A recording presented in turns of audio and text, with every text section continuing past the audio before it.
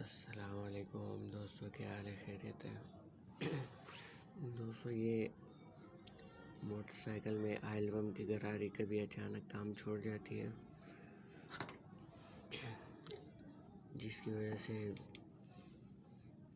ये गरारी स्टक हो जाती है। मतलब ये कि ये चेन चलती है लेकिन ये गरारी जो है ना जाम हो जाती है। इसकी वजह क्या होती है, आइए मैं आपको बताता हूँ। तो दोस्तों, अगर आप मेरे चैनल पर नए आए हैं तो बराए करम ये चैनल मेरा सब्सक्राइब करें, और ताकि हर नई आने वाली वीडियो आप तक मिलती रहे।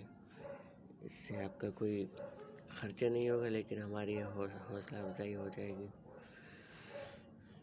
देखें, ये ऑयल पम्प की गरारी, ये अगर ख़राब हो जाए, ये जाम हो जाए, स्टक हो जाए, या इसके ये डंडे ख़त्म हो जाए बिल्कुल, या और भी कोई मसला हो सकता है, तो सिर्फ इतनी सी छोटी चीज़ के ख़राब होने से पूरा इंजन ये बहुत जल्दी जो है ना ख़त्म हो जाता है। ख़त्म मतलब ये पुर्जे वगैरह इसके जल्दी घिस जाते हैं, गरारे वगैरह ख़त्म हो जाती है, इंजन सीज हो जाता है आखिर। तो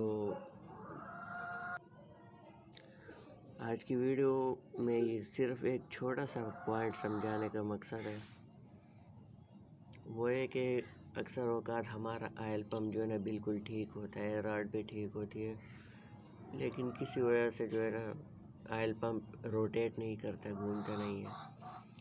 तो इसके लिए मैंने एक छोटा सा जुगाड़ की एक ट्रिक है, अभी मैं आपको बताता हूँ।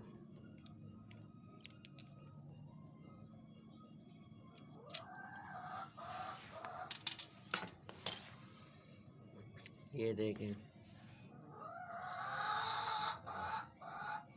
इसके अंदर हमने एक बॉल बेरिंग रखा हुआ है।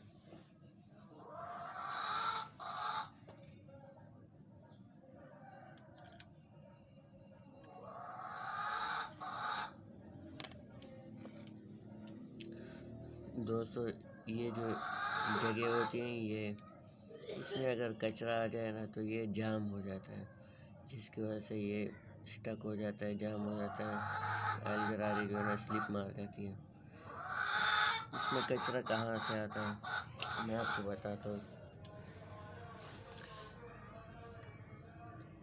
ये यहाँ पर ये ऑयल की जो है ना जाली होती है, तो ये ऑयल की जाली देखो कितनी ख़राब हो चुकी है,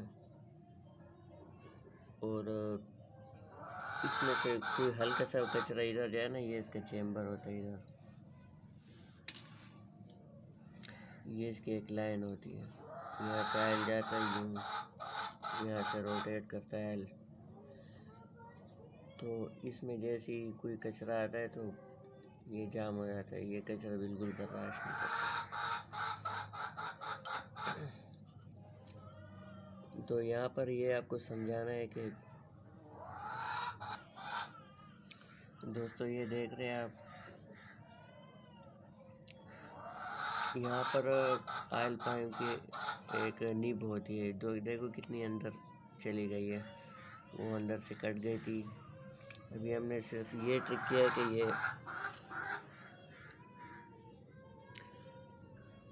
ये बॉल बेरिंग, जिसको हम छर्रा भी कहते हैं, लोहे का होता है, और बाल होते हैं ये बेरिंग वगैरह में जो है ये छर्रे आते हैं।